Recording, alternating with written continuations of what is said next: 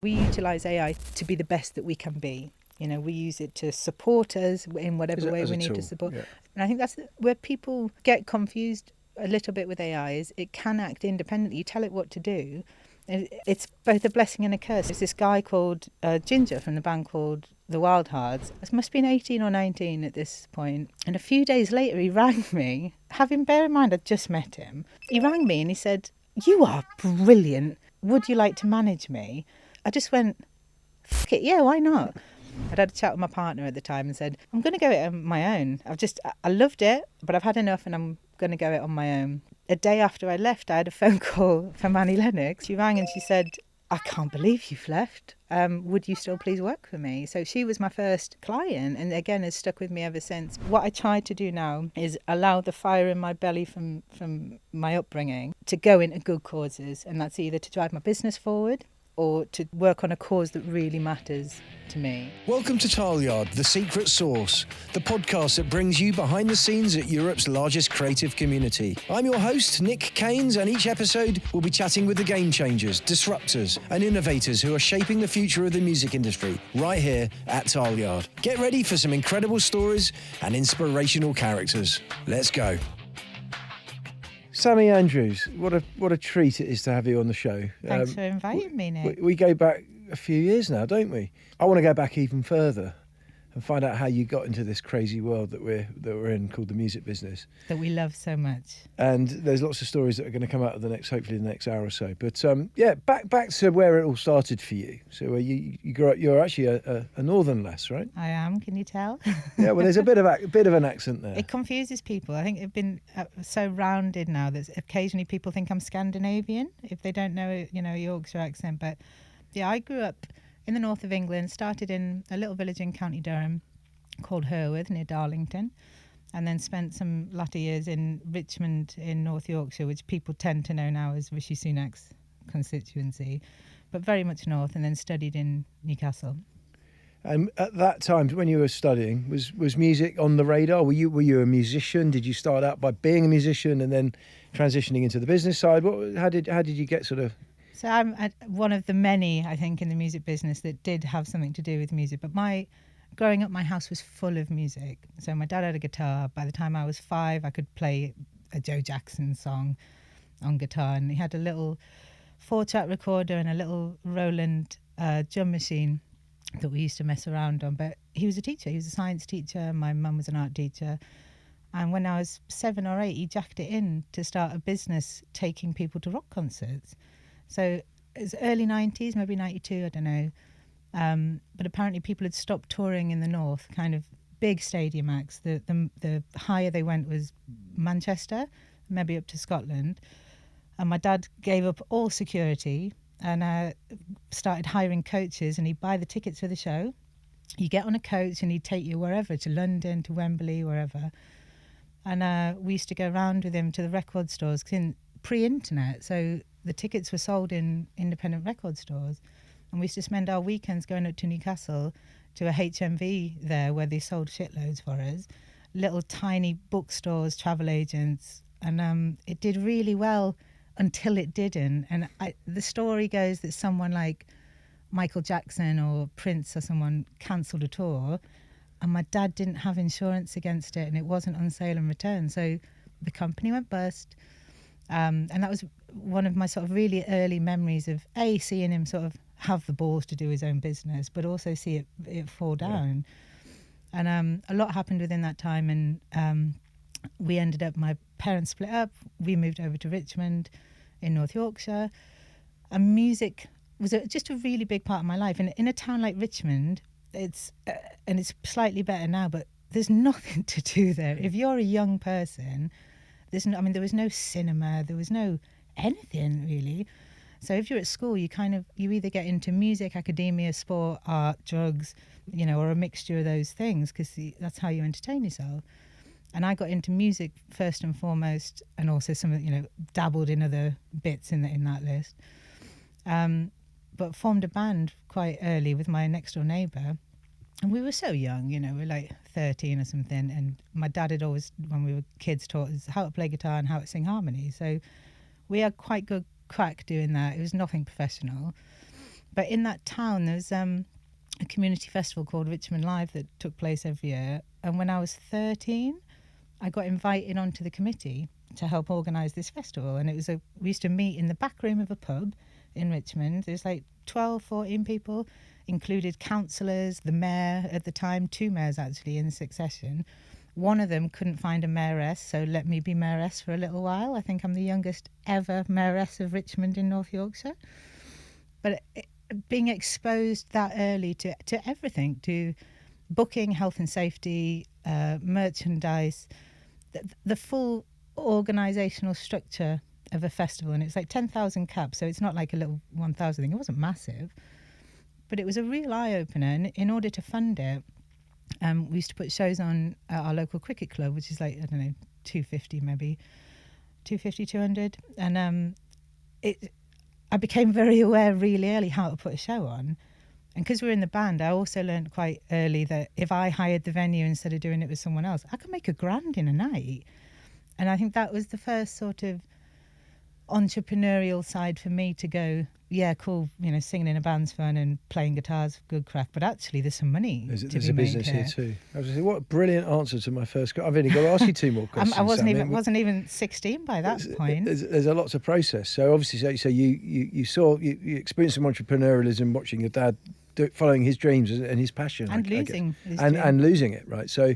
I very much hope he sort of bounced back and did something after that, But no, he didn't. Right. But that kind of follows through in a little bit. So from there, because it was actually, we'd talk about it because it was a pivotal moment in my life. When all that was going on, I ended up in foster care for a little while. So in my 15th year, I think, I was in foster care, fucking miles from school, and it was all very tedious. And I hated it. And I was there with my sister. She didn't like it either. She left, went to another foster home. And it was all very chaotic and traumatic for a while, and I hated it so much that I spoke to my social worker, and I had my own flat at 15. Wow. They managed to convince them to give me my own flat at 15.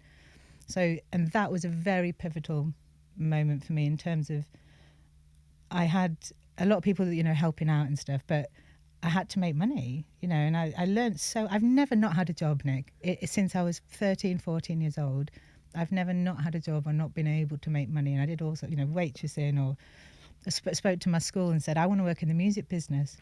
And they got the placement through, and they said, oh, we're going to put you at the local hairdressers because they play music all day.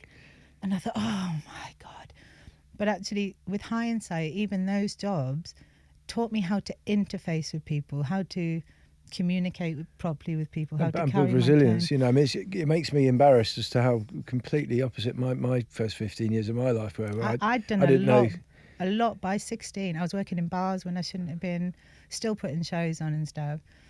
But through the festival organisation and the gigs, as I veered towards the business, I also actually veered towards the sound stuff. So being in a band, I learned how to use a PA. I fucking hated carrying it, but I learned how to use it. And an amazing guy that run all the sound locally, I said, look, I'm quite interested in this. And he said, right, come on, you lug stuff around. So I used to help him put up and pat down. He explained to me how the desk worked. He used to let me work the lights, and I was a little bit trigger happy on the old smoke machine.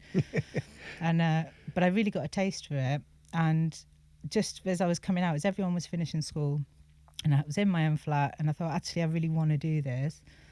And I went to speak to some friends and said, I think I want to learn sound production. And it was either that, or I was going to go to Leeds College of Music and learn how to be a luthier. Right. I wanted to either make guitars or sound produce. And I went for the open day and settled on sound production. And I couldn't afford to be there, so I got loads of bursaries. I applied for everything I could apply for, got a job straight away, and lived in this. And the student accommodation there was this tower block, and James Newman, who I actually see around Talyard sometimes. He was in the flat above me. Yeah, he's here a lot, and his brother was a client here for many years. But yeah, James has done a lot of writing. I see him here sometimes, and I'm like, all right, we had some fun in that tower block. Well, they're Yorkshire Dales boys as well, right? I think they're further down Settle, I think. Yeah, Settle. Yeah. But we had a lot of fun. But turned up for the first day on my course, and I mean, it was brilliant. But I was the only girl of 25 people. Everyone else there was a man.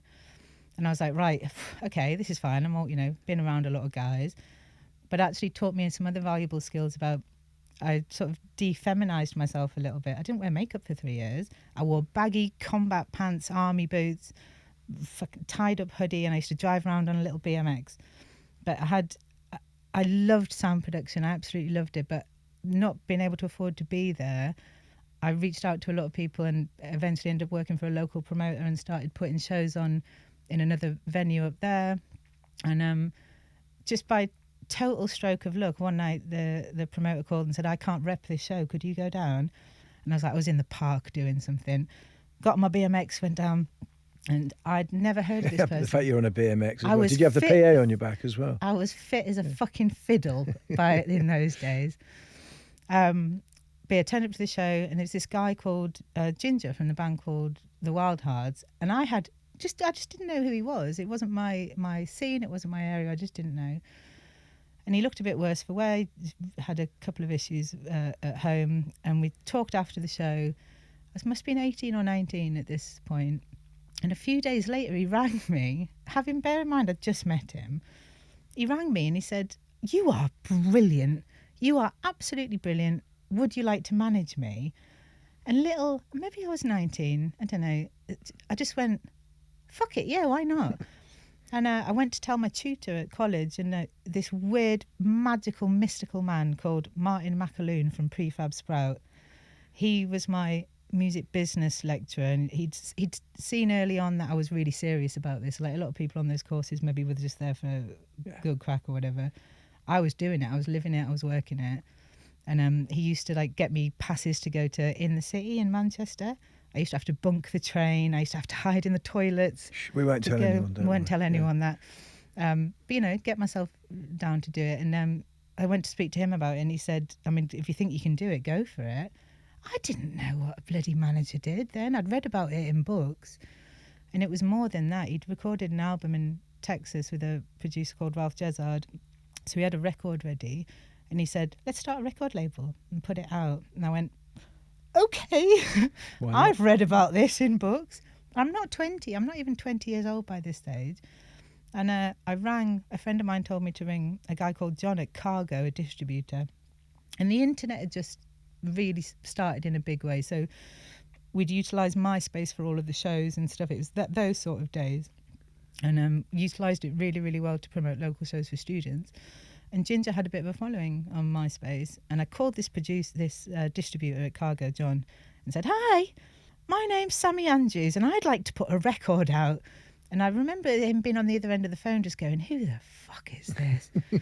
And I think at one stage he asked me how old I was. And I said, oh, it's Ginger, the Wildhearts. He's like, right, okay, yep, got it. And I managed to negotiate in advance. And I'd never done it before.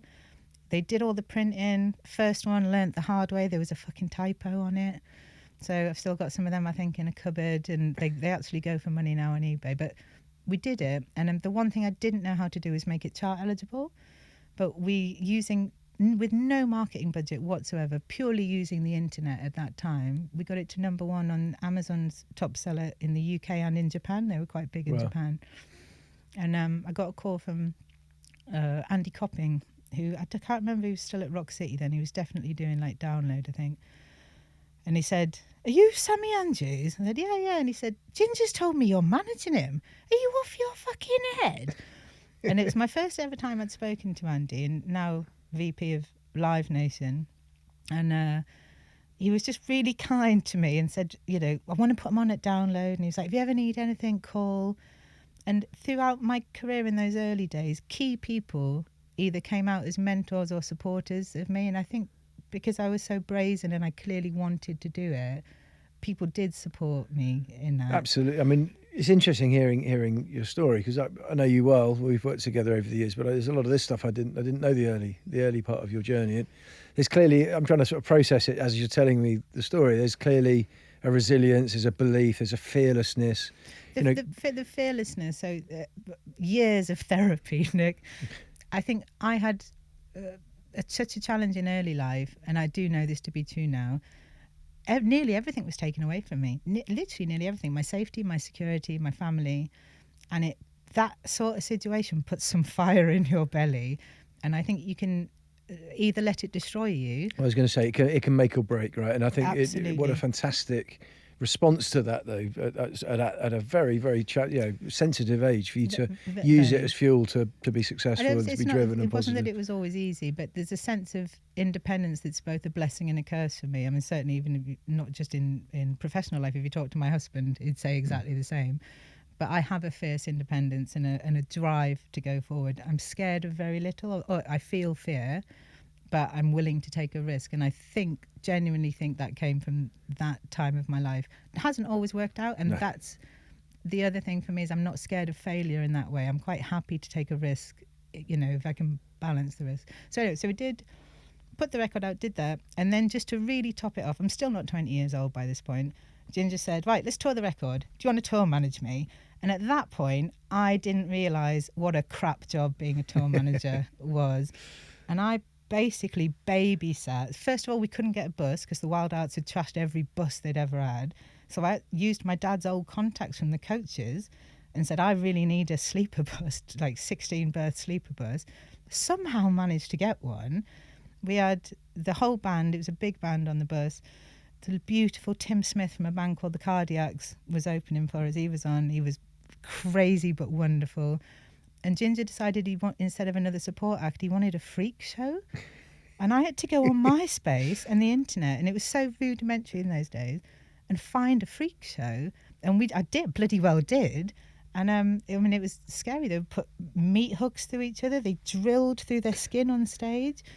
Electric. It was mental. Unbelievable. Yeah. And every promoter's worst nightmare. On that tour, we had to barricade the stage door some nights because the promoters were like, absolutely not, get off that stage. So it was absolute chaos. And I would never, ever do it again. It's the one thing I'm never, ever going to be a tour manager. God bless all the tour managers out there, because it's a thankless task, I think. Thanks to our main sponsor, TYX Studios. Based here in the heart of Tileyard, if you're looking for an amazing place to record your podcast, Jack and the team have everything that you need. They built some top-notch podcast, music, photography and content studios that are perfect for bringing your ideas to life. Plus, they offer memberships so you can get the most out of their beautiful co-working spaces too. Check them out at tyxstudios.com to see what they're all about. Big shout out to Jack and everyone at the TYX Studios for supporting us on our journey. Yeah, absolutely. I mean, I never mentioned the band I used to be in, but we used to think our tour manager had the easiest job in the world. Paul Louis, amazing guy. Looking back now, you sort of think, oh my God, what a job. You're babysitting a load of mainly inebriated adults who have no off switch. Ferrying a bunch of knobheads around who don't listen to anything. Grown up children, basically. Yeah, and the crew, we had a really good crew on that who were also on the bus, honestly saved me. Again, not even 20 years old. And we used to settle up at the end of the night and people would look at me like, are you for real? Is this your job? What an experience, though. Massive experience. Yeah. And then it ended up here. So we did the last night in London, and Ginger and I had a disagreement about something. And what size venues were you playing?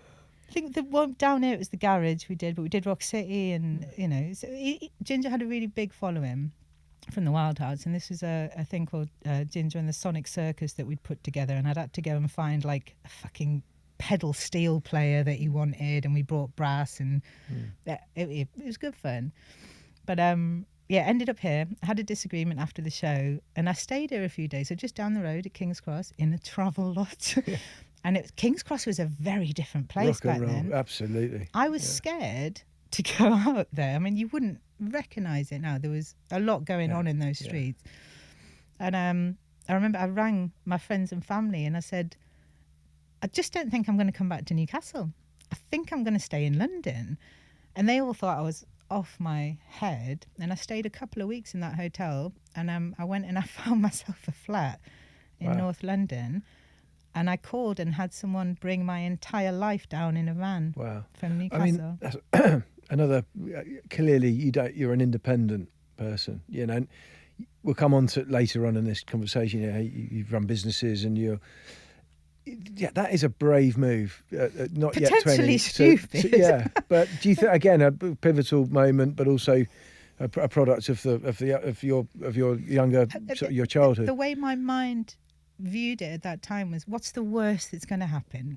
What, I'm going to have to move back? That's the worst that's going to happen. And that, it didn't scare me. It got nothing to lose. Yeah, absolutely nothing to lose. So I was there a couple of weeks, got a flat. And I went out for dinner with Ralph Jezard and his old band producer, Ralph Jezard, and his old band manager, Alex, who's married to this lady called Cheryl. And I didn't know anything about her. I went for dinner and I was telling her about all the things I'd done with Ginger. And she was like, oh my God, like, how did you do this? And I said, oh, the internet. You know, like, here's MySpace and this is what we did. And we utilised forums and emails. And it just, I could see her mind blowing. She went, I work at a record label. We need some of this. And that record label turned out to be 19 recordings that was part of 19 Management, Simon Fuller's company. And Cheryl headed up the recordings department. She said, will you come in a couple of days? And went in and met Cheryl, another lady called Sue, met Simon, another man, Robert Dodds. And they just, I didn't even get halfway through the chat before they said, can you start tomorrow? And it was Wow. I just couldn't believe it. You know, I was given more of a wage than I'd ever seen in my life. I was given a desk. I was sat outside Nick Szymanski's office. So Nick had a label within the label. He was Amy Winehouse manager, and we worked on some other things. And I had this little desk, and I was like just known as the digital person. And I think at the time, actually, it was probably new media. And the whole company fed in, and because it was Simon Fuller, I got the door open for a lot of quite big things. So we placed some of the first music ads on MySpace. Before then, they'd had a couple of, messenger things and ads, but we placed the first ads for a band on MySpace. There was no tracking, which was unthinkable now in the job that we do now. I went for dinners with like the head of Google. I sat next to Martin Sorrell, WPP. He offered me a job twice, and within that period, and I met Annie the first week of my job. I met Annie Lennox because she's always been managed by Simon, and she's still to this day my client, like over 20 years on. Amazing. But it opened up a whole world of possibility. But we worked across a lot of things. Like there was the good and the bad with 19. It was also all the pop idol stuff. Yep. So which wasn't really something that I was into, but it was the Gareth Gates, Will Young. Yep. We did a lot with Emma Bunton. And brands. So Simon really opened my mind up to the branding potentials. He'd taken on a lot of sporting personalities. We also had the Beckhams. I think you managed Lewis Hamilton for a while, didn't you? Yes, and we had the Honda Earth car that we, just as I left, we started doing. And I just couldn't believe it. I learned so much. I mean, really learned so much. But I was there quite a few years, became head of digital. Just quickly on that, digital. So there's this... It's a word obviously that nothing's not digital anymore. It's almost if you don't understand that world, you might as well go home. But this is going back several years, right? So were you always sort of inquisitive? Were you always quite tech inquisitive and savvy, or? Yes and no. So we had a computer in the house, and my dad used to really encourage us to use it. We played games way before we should have. I mean, and some games we definitely shouldn't have played. Like we used to crack into his computer, and he had one called Leisure Suit Larry, right. Which was definitely not made for young children. No. We won't go there. But did. And for MySpace, that whole generation, anyone that remembers MySpace and used it, we learned how to code HTML because you had to. I mean, that's unthinkable now. And the sound technology side actually helped because I learned Cubase and Pro Tools and Logic at the time. But there was that element opened up a lot of understanding on how to use technology. But it was joining the dots for everything, and it was such an exciting time to be part of it. So I mean, even some of the things we used to do, it was iTunes was around, the iPod was out, mini discs. Do you remember those? I do. That was one bit of technology I did actually buy into. I've got one in a cupboard somewhere. It never took off. No, but they were so handy to put in your pocket. Yeah. But then there was things like LimeWire and Napster, and we used to seed tracks. So for a while, we used to call them whatever was in the top of the charts. We'd put a track out deliberately, call it whatever that was. And I mean, probably really annoyed a lot of people that downloaded it, but also it made the track permeate into the ether, and it's sort of content jacking a little bit. But it was exciting, really exciting times. And at that time, it was pre-smartphones. And I think everyone thought Nokia and BlackBerry would rule the world. I think that was, where people were at, and how, I mean, look at them now, how very wrong they would have been. But there was different companies around, like there's Omniphone, I think they were called, and there was a lot of deals being done, and specifically at that time, the labels were shitting themselves. You know, they'd lost CD sales. We've talked a lot about this on the podcast. Actually, there was that fear, wasn't there, the late noughties, where it did feel like the industry was in terminal trouble. Well, the music was the first one to properly be hit.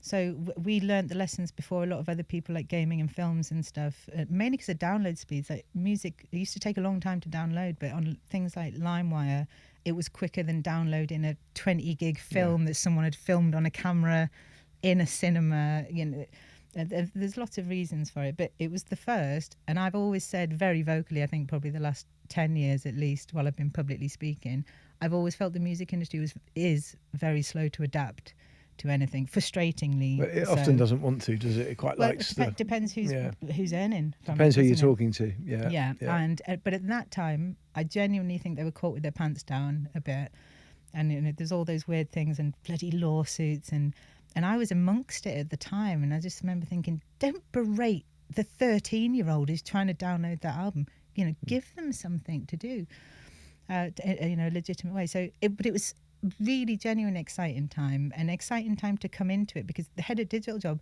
didn't exist before I was. Well, I was going to say you had an expertise, or a perceived expertise. I'm sure it was a real expertise that people wanted, and you were helping artists reach audience, I guess. And in a way that hadn't been you done. You were a marketeer. So how did you learn to be a marketeer, or did you just find that you just naturally were thinking like a marketeer? Both. So even going back to those pre-16 days, even just marketing a local gig, we did flyers and stuff. And as MySpace came online, we utilised that. Forums was a big thing that people forget about, which I feel like with things like Reddit and Discord and stuff now, the sense of community is really, it's gone full circle and it's come back now. But in those days, we used to go into forums of other bands and seed people's music, or, you know, try and help generate an artist, a community within their forum. It was a big, big deal. So it was using all the tools with the end game of either selling a ticket or an album. So no different to what I do now, but the tools were... Just using blunter tools. Yeah, much blunter tools. But using those blunt tools for so long and seeing how technology's developed has allowed me, I think, to stay a step ahead in a lot of things, because I understood where it came from. And seeing a new shiny tool, it's really obvious to me how we can use things, you know, to the best advantage. So it's been a blessing, I think, to see the whole thing, even though I think I would be considered now a dinosaur in like digital terms, but I'm glad of the knowledge that I have and have gained. But it's interesting again hearing. We had a few of these conversations now. A great chat I had was with Denzel Fagelson. Love Denzel. And Denzel, you know, it was this thing of there was never really a plan, but opportunities would come to him from nowhere, and he would very rarely not seize them. Or yes, he had again a fearlessness. It's and obviously his journey has just been an incredible one, super inspiring. Obviously, we'll get on to being at the Talyard at some point. But remember, I sat when he was in an office over the top, and I was going through a business sale, which we'll talk about. And him and Cliff invited me over for. It was like 2 p.m. on a Tuesday, invited me over for tequila and chocolate. And that's one of the many things I love about this place. You never know what could happen. It's a great combo, isn't it? The best collaborations. I had no idea.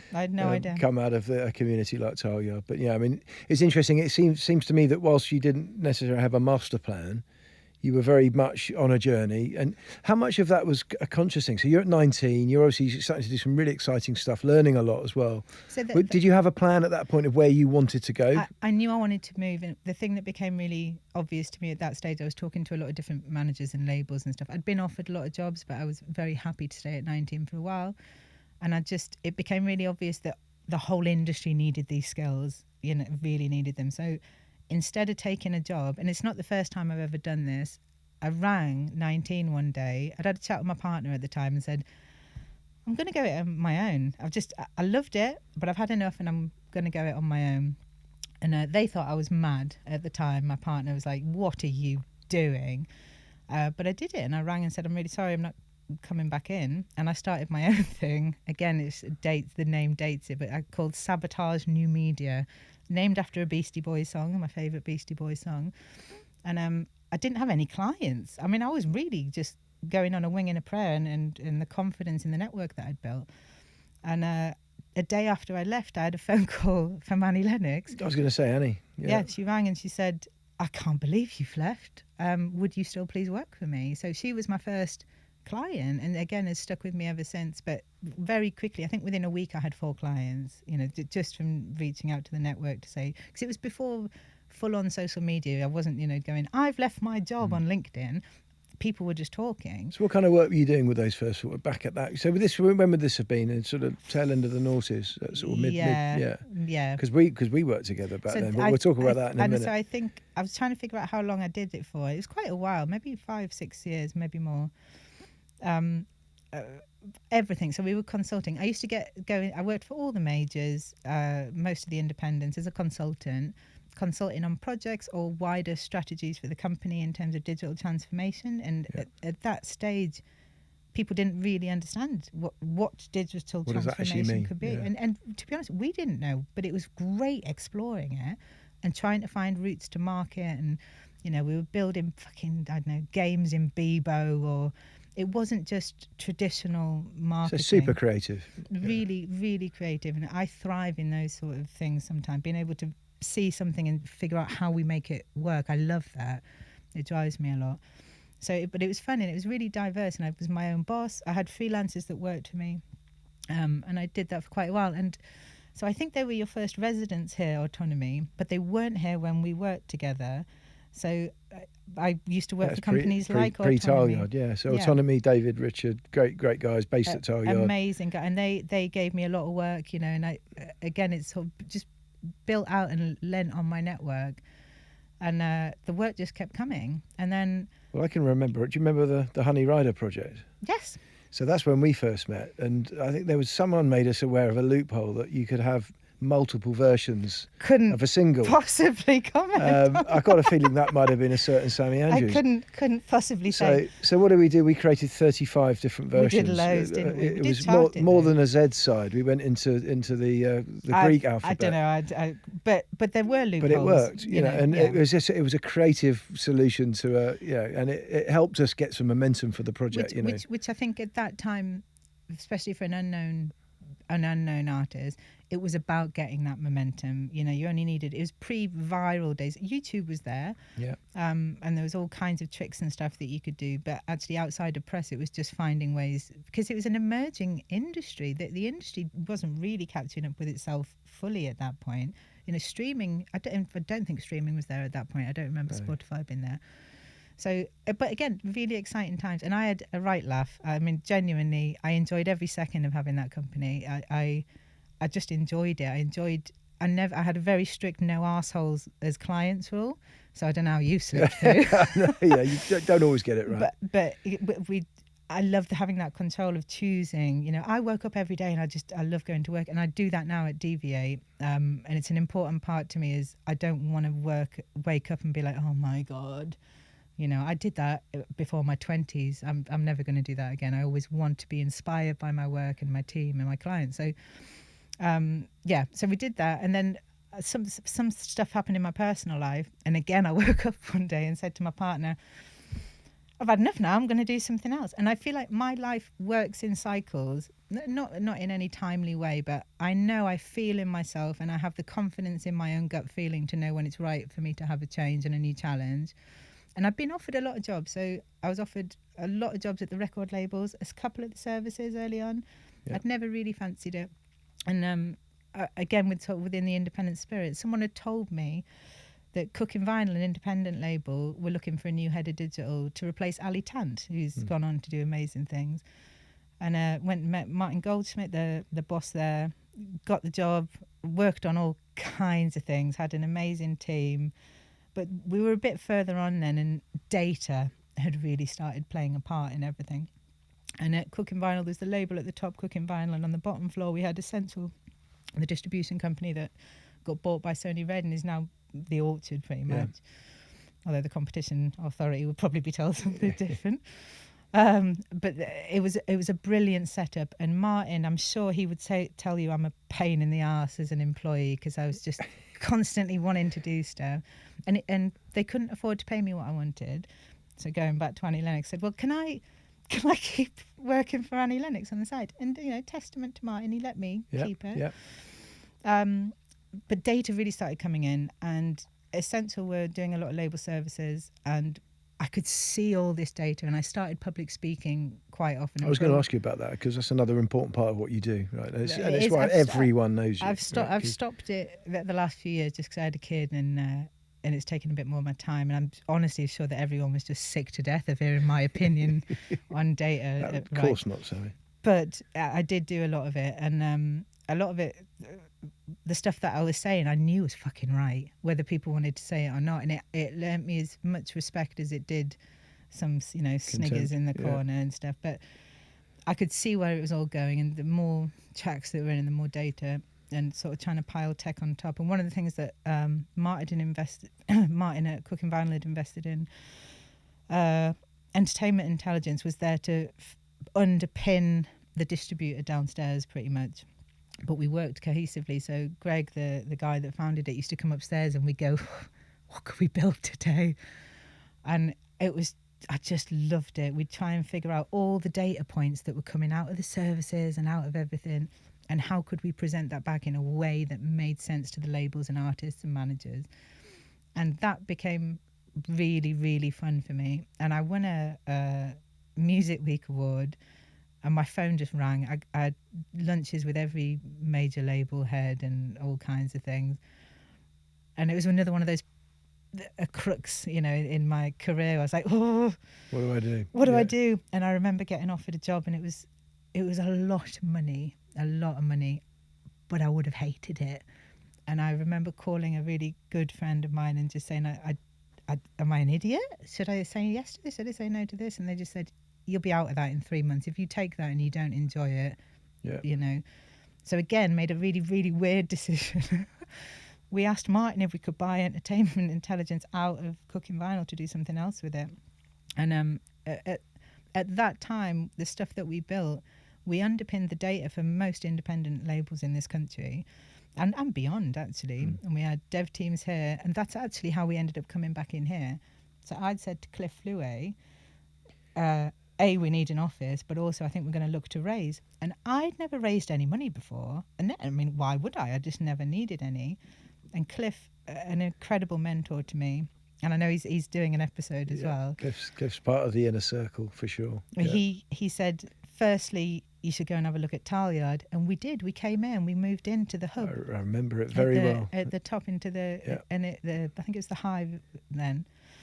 And so we set up there, and we got, just so much happened at once, but we were going around doing, raising money. And it was another thing, a bit like being at college. There wasn't one fucking woman. I went to 20 meetings, maybe. Not one female investor. And it was more than that. There was a lot of sort of strategy at play for that technology at the time. People were building their own. There was competitors. Some people wanted to buy us outright, but there was nothing to be had on the other side. And again, they put me in a room with a lot of really high-profile people, predominantly at the services and at the labels, who were like, what are you doing? And a lot of them, really sneakily, no matter what NDA they signed, saw it and went and built it themselves, which was a big lesson to me, actually. But we ended up, on the back of it wasn't even a fag packet, it was something else, so a bit of paper, I drew out this picture. So what we used to do is Greg would come and give me every end point of data, and I'd figure out a way to make it work. What could we do with it? And we rolled out the first independent playlist tracker in the world for independent labels and artists, way before Spotify, way before anything else. And it really put it on the map. And it now you could open any app and the information's there, but it wasn't at the time. It was very pioneering, And we also learned, I used to have really difficult conversations with people, you know, about who owned the data. That's where it became really clear to me that there's issues on data ownership. So we used to go and talk to Spotify. If an artist came to us and said, let's say Big Heritage Act had done 10 deals in their lifetime, their catalogue spread across four labels, there was no way for them to see their entire career in one place unless they used us. But the data feeds coming out of the DSPs were all in a big fire hose, and they couldn't pass out the data because it was all going into whatever distributor. So we found ways to hack it, you know, to go, not hack the data, but to go through different means to to get access to it. And it was really exciting, but we really bootstrapped, and it was my first foray into proper startup world. And I mean, I traveled the world. I met a lot of fantastic people through that whole part of my career. And eventually a buyer came. I'm not even sure I'm allowed to say who it is, because I don't know that they've ever announced it. Right. But a label group came, a music company that has a label group, and they bought me out. And then I used that as a platform. And I remember one of the people that I came to ask for money was you Paul. And Paul, the owners of this. And I remember him saying to me at the time, he said, for entertainment intelligence, he said, do you know what, this is not for me, but you're brilliant. Yeah. And I remember him saying that. And he said, if you ever, want to do anything else, come back around. And I remembered that. And did. And I bloody well did. Born in King's Cross and brewed right here in Talyard, Two Tribes is one of the fastest growing and most exciting independent beer brands, founded with the creative community front of mind whilst brewing great beer. You'll not only find them in supermarkets and some of your favourite local pubs and restaurants, but in art galleries, festivals and music venues too. Award-winning beer Two Tribes focuses on more than what's in the can or the glass. It's an opportunity to create memorable moments in memorable places with memorable people. So sit back, relax and enjoy the podcast. Check them out by visiting www.twotribes.co.uk and see what they're up to on Instagram at Two Tribes Brew. Please always drink responsibly. That's very much our style. I mean, Talyard is very much about people, and it's rather than a lot of it is the activity, obviously, in the spaces that they occupy. It's about the people that and the genius behind a lot of what they're doing. But I mean, I'd known you at that point already for over 10 years, and so we did. We came on board. We invested in a few things here, one of which was your new business, Deviate. And it's interesting. I think that at that time that was a real amalgam of just this conversation. We've touched on creativity, we've touched on music, we've touched on tech and data, but also business. And you'd clearly had the apprenticeship and served that really well. Those four sort of key kind of topics, is there one that sort of stands out more strongly than the other? We haven't actually talked about music too much, but obviously music is at the core of all of this, right? And is that where the passion is, the passion for music that then embraces all the other factors? I have an incredible passion for music, both from a creative stance, but also things like when I said I'm a teenager and people might see me campaign or speak vocally on access to grassroots venues and stuff now. Activism we haven't really touched on, and we don't need to, but I also run a lot of activism alongside the business that I do. I got really bored of being the only woman speaking at conferences, so I took ads out in all of the trade press and listed loads of women that could have been named for awards, and started a database for female speakers. I've done loads of campaigning for women's rights and AIDS with Annie Lennox. I started a campaign against Brexit, which I managed to get everyone pretty much in the music business behind. Didn't fucking listen though, did they? No. So there's a part of me, when the fire in my belly, what I try to do now is allow the fire in my belly from my upbringing to go into good causes, and that's either to drive my business forward or to work on a cause that really matters to me. Yeah. And I am very passionate, and again, I'm sure some of my bosses over the years would say that also makes you a massive pain in the arse. But you know where you stand with me, and there's I don't really beat around the bush, and I think actually certainly my clients have said to my face they like that. I appreciate that. And absolutely. Artists, I've always been very fortunate that I really get on with artists, and I see in the industry sometimes people that just don't. Some people just don't, and I've always been glad that I do, but also I'm not there to blow smoke up their arse. Do you know what I mean? There's a thing about a relationship with a creative where you have to absolutely nurture it and stuff, but don't just be someone that's like, yeah, let's do this really bad idea because you want to. That's not me. And I'll argue my point. And if they still want to do something, we'll do it. But a lot of the success that we have across the agency is actually trying to explain to people, whether that's managers, agents, promoters, labels. We work for a very diverse set of people now, actually to sit them down and go, I know you've always done this way, but have you thought about doing it this way? And this is what we'd get. And we've won a lot of work, at Deviate, and I'm incredibly grateful. When we first started, again, we had clients off the bat, which I'm always very grateful for. But some people, like Toby Leighton Pope at AEG went, absolutely, go on, do all our ads. Off an existing agency, and, Stuart at Kilimanjaro. or AWOL until the Sony buy. We ran all of AWOL's ads globally. PS, even now with depending when this goes out, the Universal buy, we run all of PS ads globally. And we also work with a lot of managers and a lot of artists directly.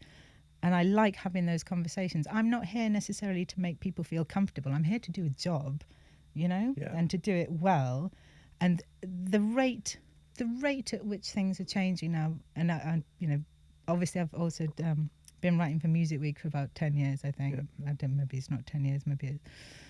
So I keep abreast of a lot of tech stuff, and a bit like I said about the proverbial horse bolting with the internet right at the start, the music industry's staring down a bit of a barrel with AI.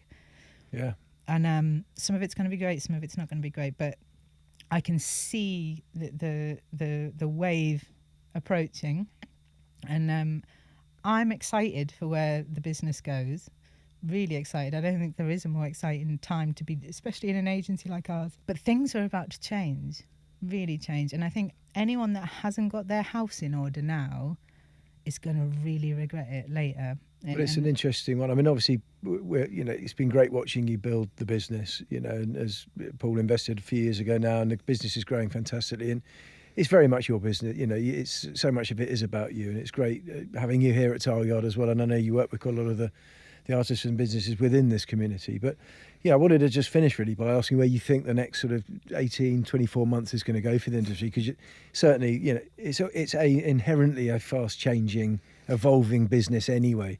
What do you think? So AI, we've talked quite a bit about that on this show. You can't talk about the next, not even 2 years, 2 months without talking about AI.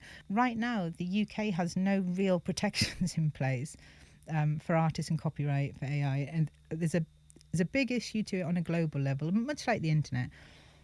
The internet is global, and all of the regulation and legislation around AI has been done on a very local, sometimes hyper-local level. And some countries have put in personality rights, to protect musicians' likeness, voice, all these things. But a lot of the big music companies also have vested interest in AI, and certainly all the DSPs have interest in AI. And depending which stakeholder you are will depend on what answer you get about the next few years. We've also got big PROs desperately trying to prove that they'll still be valuable in 10 years, trying to take over the rights to process our AI royalties. There's the changes, I think, will be seismic, but I think the way the industry have to look at it, certainly in our business, we utilize AI to be the best that we can be. We use it to support us in whatever way we need to support. Yeah. As a tool, as an agent. And I think that's where people get confused a little bit with AI, is it can act independently. You tell it what to do, and it's both a blessing and a curse. So whilst it might erode all of our copyrights, it can also locate them everywhere potentially. So there's too much, I think, to unpack, but it's going to be definitely a game of two halves. But I think anyone that's not considering it now and not considering their rights and how they're positioning their business for the future will really regret it. Yeah. And aligning yourself with the right companies is going to be really important. The right managers, the right lawyers, and surrounding yourself for that next phase, because it's not just our business. For once, it's not just music that's going to be affected first, it's everything. And you've seen actors and writers and stuff kicking off really in a big way in America already. They can see down that barrel, they know what's coming. But I think there's a balance has to be struck on how we take it forward as a business. And you'll definitely hear me rant about it this year a lot in my columns, but we're never going to satisfy everyone. If history has taught us anything about the music and increasingly the tech business, we're never going to satisfy everyone. So the best outcome right now is putting as many protections in place as we can that allows the business to progress without suffocating everyone. I think that's, we have to, I'm big on protecting human artistry at its core, but I don't believe that you can stop the wave that's coming, and the smart cookies are going to be the one that figure out how to ride that wave. Well, we need to be surrounded by people like you, Sammy, that understands it. And in terms of Deviate, where you want to go, what's your ambition for Deviate for the next Ooh. 6 to 12 to 24 I think months. I can say it. So one of the amazing things I think about Paul's having, listening, by the way. having Well, the I hope he's backing, listening. I bloody hope you. One of the amazing things about having Paul actually on board is that, you know, we've had a few offers potentially to buyers over the years, and he's never forced me to do it, and I fucking love that about him. And I don't feel right now that I'm in a position where I want to do that. I can see what's coming the next couple of years, and I'm quite excited to be able to take Deviate into a place to do that. I think we probably at some point we'll build some stuff. Like, I always went into Deviate assuming we'd build something to sit on top. Build some tech. Yeah, and I think that's probably next for us. But I'm genuinely just excited for where it goes, and I love some of the contracts we do, because we do a lot of different bits. But some of my favourite ones are where we consult to an entire business, you know, to look at what they're doing and how they're doing it, and I can see how technology is going to impact so many parts of this business. And also, even on a real base level, even when, you know, we run advertising for a lot of people, and some people come in and they don't even know what they're doing with ads. So how on earth are they going to be ready for what else is coming? So I see real opportunity for us as a business within that space in what we're going to do next, I think. That's fantastic. Well, I have absolutely no doubt you're going to go from strength to strength. Thanks so much for today. Thank you. What an for interesting, having inspiring me. story. And, you know, I think, I look forward to hearing, chatting again in a year's time, finding out where you're at. But thanks, Sammy. Thanks for listening to Tileyard, The Secret Sauce, with me, your host, Nick Keynes. If you enjoyed this episode, make sure you go to tileyard.co.uk to find out more about our amazing community, and looking forward to sharing more stories and insights from the heart of Tileyard.